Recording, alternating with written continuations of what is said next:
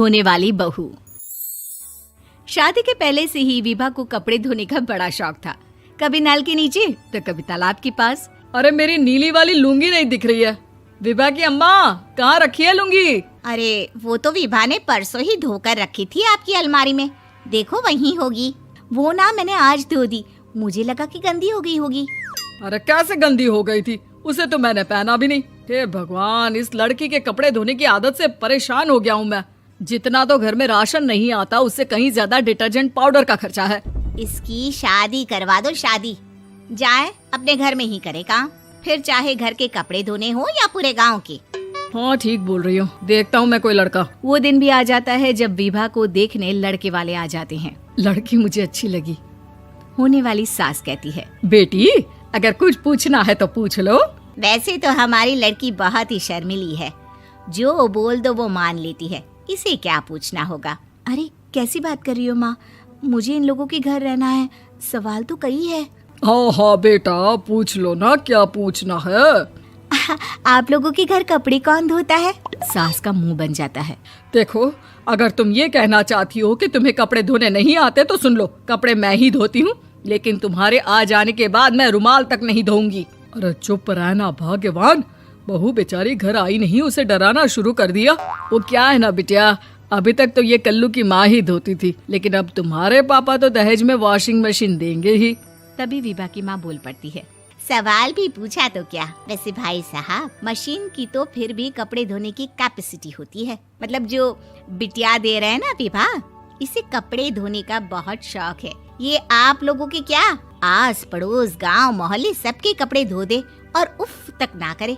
बाहर देखा नहीं आपने कितने कपड़े सूख रहे हैं?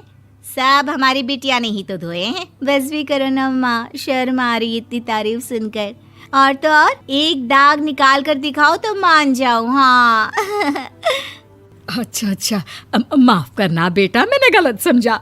हमें तो रिश्ता बहुत पसंद है। और ऐसे जुड़ जाता है रिश्ता कपड़े धोने का शौक रखने वाली विभा का। उसकी शादी हो जाती है कोयला फैक्ट्री में काम करने वाले कल्लू के साथ। शादी के बाद अचानक विभा चिल्लाती हुई सास के पास आती है। सासू माँ, अरे सासू माँ कहाँ है आप?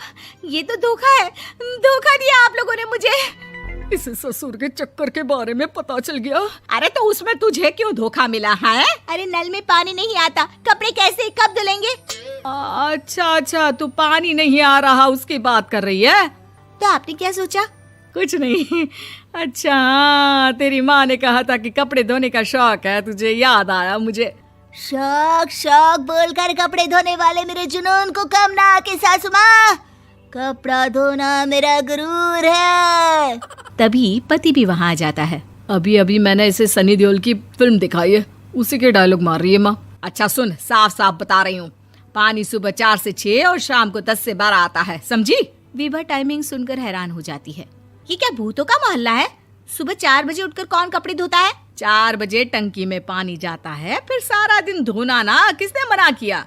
अरे कैसी बात कर रही हैं? 200 लीटर की टंकी में कितने कपड़े धो लूंगी मैं? सुबह ही उठ जाऊंगी मैं। अब क्या था, विभा सुबह 4 से लेकर रात के 12 बजे तक कपड़े ही धोती रहती।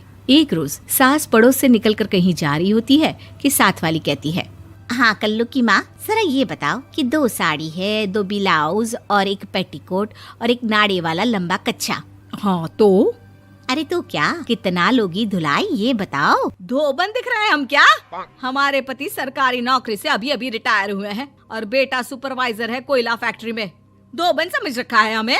हाय रे कल्लू की अम्मा, माफ कर दो, वो तो मोहल्ले में यही सब बता रहे थे कि तुमने बहू को कपड़ा धुलवाने के काम में लगा दिया है। सास को पड़ोसन की बात सुनकर गुस्सा आ जाता है। वो घर पहुंचती है जहां घर के बाहर ही इतने सारे कपड़े सूख रहे होते हैं जितने कि किसी धोबन के घर पर। अरे ओ कल्लू की दुल्हन, बाहर निकल। माँ जी यहीं आ जाओ, बाथरूम में चादर धो रहे हैं हम। अरे अभी हम धोते हैं, तुमको बाहर निकलो। ये आस पड़ोस वाले बोल रहे हैं कि हम बहू से कपड़े धुलवा कर उसे कपड़ा धोने वाली बना दिए हैं। अरे छोड़ो ना माँ जी, किन लोगों की बातों में आती हो? आस पास के लोगों का तो काम ही होता है कि वो किसी तरह सास बहू को लड़ा दे। बहू सारे घर के कपड़े धोती है, ये क्या कम है? बोलिए। सास को भी लग जाता है कि वो बहू का ये सनकीपन नहीं छुड़वा सकती, इससे अच्छा है कि खुद ही चुप हो जाए।